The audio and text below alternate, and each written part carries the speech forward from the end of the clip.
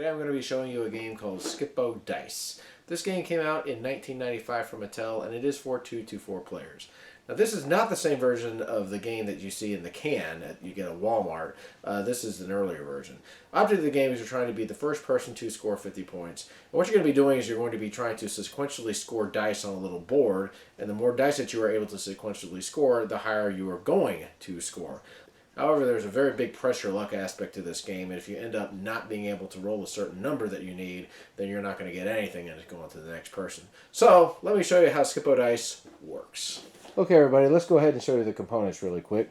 This is the Skip-Bo board. As you can see, it goes from numbers 1 through 12. And then you also have all these different dice, and you have 4 green ones, 4 red ones, and 4 purple ones.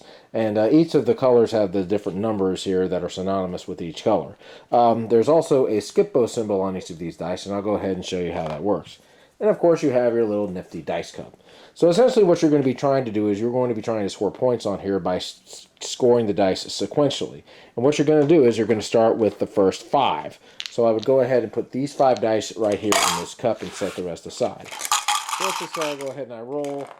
And let's say I went ahead and I rolled I got this roll.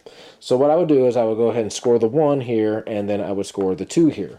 Now at this point I would have a choice. I could either keep the 2 points, or I could press my luck and just roll again. So let's just say I decide to go ahead and roll again. At this point I have busted, so I end up getting no points. But let's just say I ended up getting a 3 and this little Skip-Bo symbol over here. I would be able to go ahead and score the 3, and if I wanted to, I could score the Skip-Bo symbol. However, if I did this, I would have to roll this dice again. You cannot end your turn with a Skip-Bo on the last section of the board here. So in this case, if I decide to keep the Skip-Bo, I would go ahead and roll. And at this point, I have busted. But let's just go ahead and say that I roll the 5. So what I would then do is I would take the next 5 dice and put them in here and roll again if I so chose. I could keep the 5 points or keep going. Let's just say I decide to keep on going. Now, at this point, I have busted. But let's just say, for example, that I roll a 6, and and let's just say I roll the Skip over here, and I rolled this. If I end up using the Skip-Bo for this, like the 7, and then having the 8 over here, I'm not going to have to be forced to roll because the Skip-Bo was not the last number played. It was played here in the middle.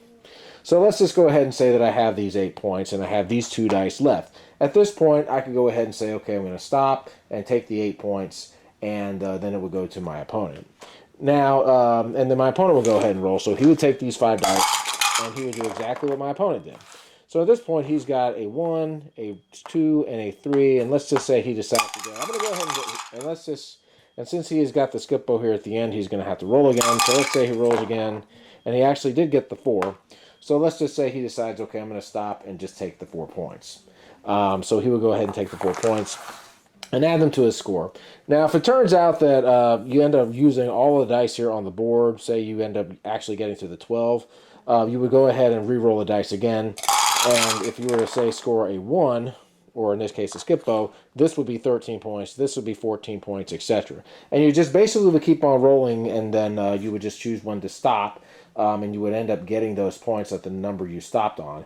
And if it turned out that you did not get the next number on your next roll, you would bust, and then it would go to your opponent. So that's basically how the game works. And another thing to note is that you can't use, like, say, a red on a green as far as the Skip-Bo goes. It's only going to work on each other's color.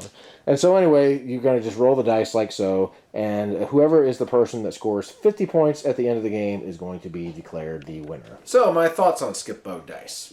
Well, I think that the dice look really nice. I think that the concept is a pretty cool little concept. It's fairly common in pressure luck games.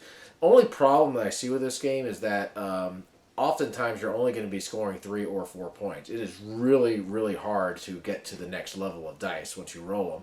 So many times you're going to end up like with 4 dice that you have, and then you have to get either a 5 or a Skip-Bo, and you have like a 20% chance of doing that. That happens a lot. I think if there was a way you could tweak the rules to where you could roll more dice or take more chances or something to that effect, this game would work better. But at the moment, it's really repetitive and really, really hard to get to that next level. I would say when I've played this game, I might actually get to the next level maybe 15-20% of the time. Maybe that's just bad luck, I don't know. But it is a dice game, and that's probably the main issue that I have with this game. So I think if you're able to tweak the rules somewhat, this game will probably be a little bit more enjoyable. But for the rules that are written over here, it really doesn't do that much for me. It's so many times you're going to end up busting.